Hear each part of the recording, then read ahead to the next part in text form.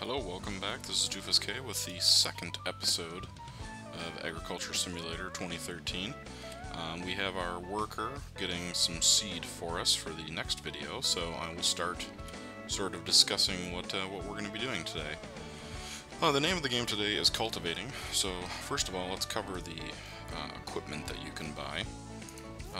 There isn't a lot to talk about here, but I'll just sort of give you an idea. This is sort of the starting equipment. As you can see, it's only $8,500. It's pretty cheap. The AI does a good job with it. You know, I would probably suggest this to begin with. However, it is fairly small. It's only 4 meters wide. This one I've had good luck with doing it myself, but the AI tends to make a mess out of it, just like the plow that I showed you. I got some feedback and some stuff on the previous episode, so I was sort of rambling a little bit, and it got a little long. It was about 40 minutes, so I'll try and stay on task here. So the general rule is if it has a trailer attachment like this, the AI is going to kind of make a mess out of it. Like for example, this one is mounted directly on the trailer, so that one would probably be okay. Same thing with this one would probably be okay. However, this is the same size as the other one, 4 meters, and it's, you know, almost 3 times the price. This one is getting a little bit better. And then obviously this is the kind of second big boy. This is a trailer attachment one as well. And then this is the biggest one. So 10 meters working with, but it also is a trailer. So I think for the purposes of this video, I'm going to try this one because I have never actually used it. So I think we're going to go for it. And I don't think that our worker is back. Oh no, here he is. Alright, perfect. So what I had him doing was buying some seed for us. So he should stop, hopefully, right here. And then we'll figure it out. Yep, there we go. Alright, so I'm just going to actually take him over and then just temporarily go put this trailer over here so that I can get this video going. This is going to be a relatively short video, I think. I'm not going to go on and on and on about what's wrong and what isn't wrong and such things. I'm just going to sort of go over really what you need to know as far as the equipment and everything else. The way that I kind of work these games, if you will, or the save file, is I tend to sort of think about what I want to do with the field first. Not just regarding what I'm planting, but if I want to have the AI do the work, or if I want to do the work, or if I want to do a mixture. Excuse me. It actually does make a difference. If you want the AI to completely do it, then you're going to need to kind of keep things like this in mind of what equipment to buy and how to lay out the field and stuff like that. So the one thing I'm not sure of is if I need a front weight. I guess not. Alright, so let's drive. I'm going to drive him manually out to the field and then get him going that way. That plow needs to be washed, it looks like. And actually, I think for the first couple swipes, I might just do this by hand just to kind of give you an idea of what to expect. So as you can see here, we have kind of a mess to clean up. Don't be shy to start way out here. Now you can maybe see that the little flagpole is on my left front tire there. That's fine. What's going to happen here is we're going to level. This is just going to level the ground out. So J, in my instance, you can see here that I have U is up and J is down. So you just hit J to go down. You'll notice that the texture is changing. And what it's doing is just sort of smoothing out, you know, what was left from the plow. Now the AI, I believe, plows on level 1, or 10, or what it, you know, appears to be 10 kilometers an hour. I tend to do this on level 2, which is 20 kilometers an hour. You can also hit number 3 and just go full speed ahead. Some people argue that if you do go faster, you won't get stuck, and that may or may not be true. I don't know if you would really be doing this at 10 miles an hour. I don't know, but as you can see, it's doing a fairly good job of kind of taking that mess and turning it into something that's usable. And the point about the going outside the edges is, you know, if you plant, or when you plant over the top of this, anything that you don't want will come back as grass, and so I'm not exactly sure how it figures that out, but in fact you will notice in some of these future videos that grass does kind of creep back in the field, so this is not totally permanent. And then just when you get to the end, just hit U for up.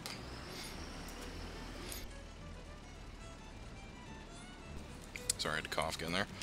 And you do the same thing this side. Now I'm going to kind of clean up this whole disaster that happened here, and I'm just going to start right here.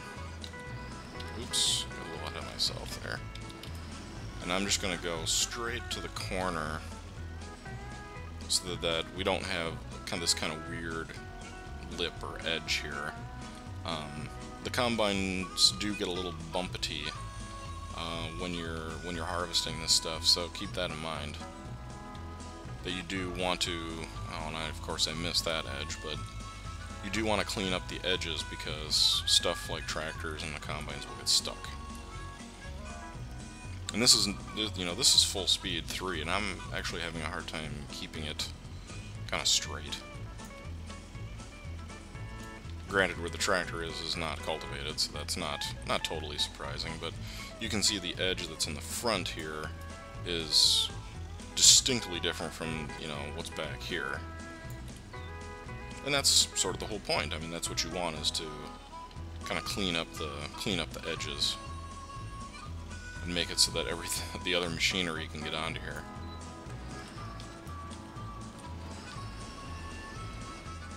I'm actually impressed with this one. The one with the trailer is a little hard to cope with. It is better because it's bigger, but you know, this is a little easier to deal with, I think. So there you go. It's a learning experience for everybody. Now, it is sort of hard to tell like where you've been. However, you can sort of get a judgment on like the width, and so you can sort of tell like by where your tractor is than where, you know, where you've cultivated. And you can see sort of the tracks. It does make a different texture, so excuse me, so it shouldn't be super hard to do this, unless you're on a huge field, and then that might be a little bit different. But for this size field, I mean, this isn't super big, so I mean, there isn't much to this necessarily, other than, you know, making the choice for the equipment. And that's really about the hardest choice. I mean, you know, doing this by hand isn't super difficult. I've kind of switched my view on the AI. I tend to have them be more like errand people than workers, except for the plowing. You know, the cultivating, these cultivators are pretty big, and so, you know, you're not wasting tons of time doing this yourself. Now, like you know, you can see I'm not doing a super perfect job here, but it's doing what we need to accomplish, and that's really the only thing that needs to happen. The planters, well, just about all the seeders have some sort of cultivator pieces built into them as well in this game, so when you seed this with whatever crop you have, it's going to just basically redo this and do a better job. And you can see that the tractor's making a huge mess too, but even though the tractor's digging in, the cultivator is still coping with it, so that's good. I think a front weight might be a little bit better. Although I'm not sure if it really affects anything in the game. I don't know if the physics engine really is programmed for that.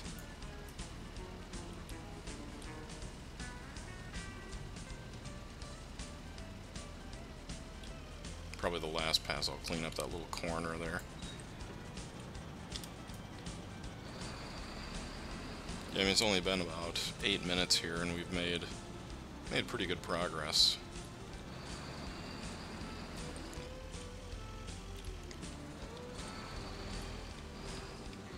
I guess there's no reason to start way out here on this pass.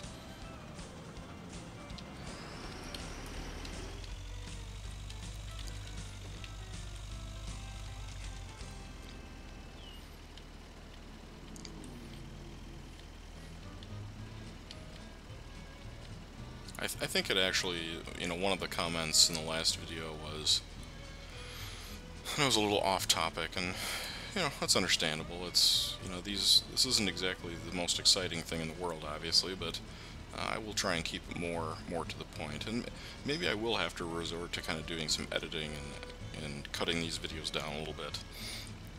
You know, I mean, you know, once you've seen me do this 3 times, there's probably no point to seeing me do it, you know, 10 times. But if there was an easy way to kind of cheat money in here, I would buy all of the equipment, but there really isn't, and so I can't just pile up all these different pieces and show you what the difference is. And unfortunately, if I were to do that with everything, I wouldn't have enough money to even finish the video, so it is unfortunate that there's no cheats for this. And sometimes, you know, specifically in cases like this, trying to determine like which equipment is best, it is sort of unfortunate that the only way to do that is trial and error and waste, you know, however $50,000 or however much this thing was. But I guess that's why you have me do it, and then you can learn from that. The 10-meter version of this one, the one with the trailer, is kind of, it's all over the place when you use it. And that's, I think, maybe a reason not to use it and use this one. This is quite a bit more controllable, obviously, since it's hooked directly up to the tractor, so.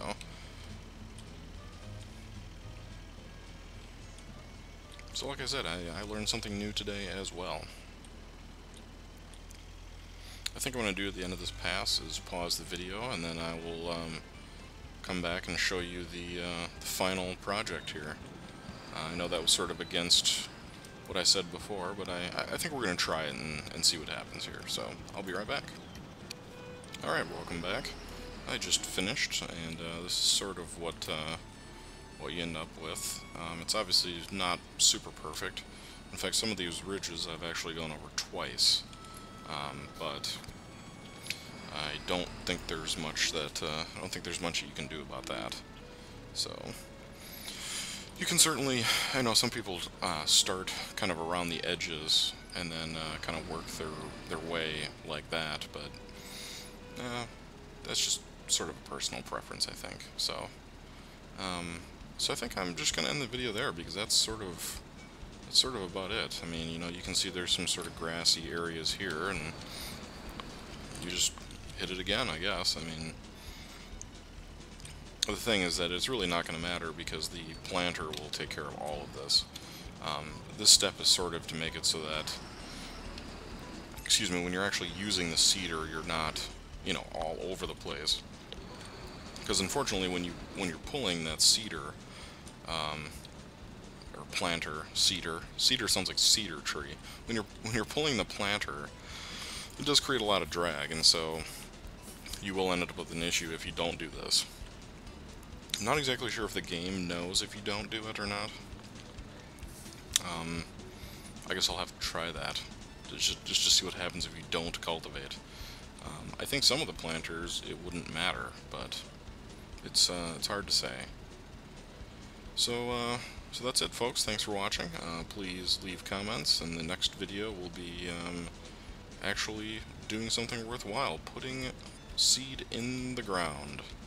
So thanks again for watching. This has been Doofus K and my Let's Play Agricultural Simulator 2013, and we'll see you next time. Thanks.